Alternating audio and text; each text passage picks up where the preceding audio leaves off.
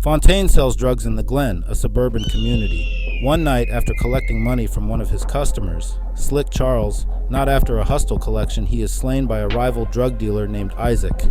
Slick witnessed Fontaine being gunned down. The next night, Slick is taken by shock when Fontaine comes up for the money again, seemingly alive and with no knowledge of the previous night's events. The two track down Slick's sex worker, Yo-Yo, to confirm Slick's allegations about his death, which confuses Fontaine. Yo-Yo leads Fontaine and Slick to the supposed-to-be suspect's location. She leads them to an SUV that was parked outside a house. They investigate inside and uncover an elevator that leads to a subterranean lab. Inside, they ran into a white scientist with an afro and held him at gunpoint. The white scientist confessed the operation has spread before Slick unintentionally murders him while sniffing a mystery white substance he believes is cocaine, which makes him giggle. Before leaving, the party discovers a corpse that looks exactly like Fontaine on a table. After discovering that the lab's entrance had vanished the next morning, the trio visits a fried chicken restaurant where they had lunch. Slick suddenly noticed Tyrone, who never smiles, starts smiling and goes far as laughing. He then noticed everybody in the restaurant was laughing, it prompting Slick to figure out that the food contains the same thing that he earlier consumed. After seducing the restaurant manager, Yo-Yo realizes that the entire Glen is being monitored and videotaped, and that the drug is also utilized in grape beverages and hair products. Somewhere in the neighborhood, they had a tip from an alcoholic old man about a strange church. The trio proceeded to the location. After discovering a hidden elevator within a church altar, the trio enters a subterranean lab facility that spans the entire Glen region and witnesses black people being subjected to terrible behavioral experiments. They discover that the lab contains clones of several Glen inhabitants, including Fontaine and Slick.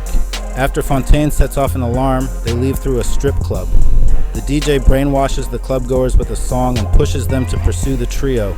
A white man named Nixon and a Fontaine clone named Chester arrive to stop the clubgoers from chasing them.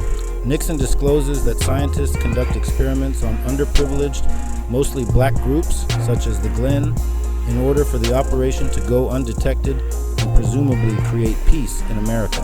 After momentarily utilizing a trigger word to force the entire audience to obey his directions, even Fontaine was frozen with pistol in his hand, except he could move his eyes. Nixon went into a sinister mode, showing how powerful he was, even to the point making Fontaine put his own pistol in his mouth as Slick froze and looks in helpless. Nixon threatens to use it again if the trio does not halt their investigation. Despite this, Yo-Yo chooses to take problems into her own hands. However, her identity is discovered, and Nixon kidnaps her. Fontaine learns of this and devises a plan with Isaac, his nemesis who shot him in the beginning, and Slick to rescue Yo-Yo. Fontaine fakes his death in order to enter the facility unobserved. He then allows Slick and Isaac to storm the lab, along with a large number of Glen residents. They safeguard the black people being experimented on, including the clones, while Yo-Yo liberates herself and locates Slick. Meanwhile, somewhere, Chester got into a fist fight with Fontaine. Chester then beats the crap out Fontaine and transports him to an older version of himself, the original Fontaine. The older Fontaine stated he collaborated with scientists in achieving peace by transforming black people into white people through mind control and generational breeding. Whoa. He also stated he began creating clones when his younger brother was murdered by a police officer on the basis of race. After the original Fontaine says that the country would benefit from assimilation rather than annihilation, Fontaine puts Nixon's trigger word on Chester and orders him to shoot the original. Meanwhile, Yo-Yo prevents Nixon from killing her before Slick shoots him in the head. All of a sudden, the facility door to the church opens, releasing clones into the public and revealing the secret operation. After the mission was completed, Yo-Yo announces her retirement from her employment. The trio decided to take a trip to Memphis to further expose and end the organization.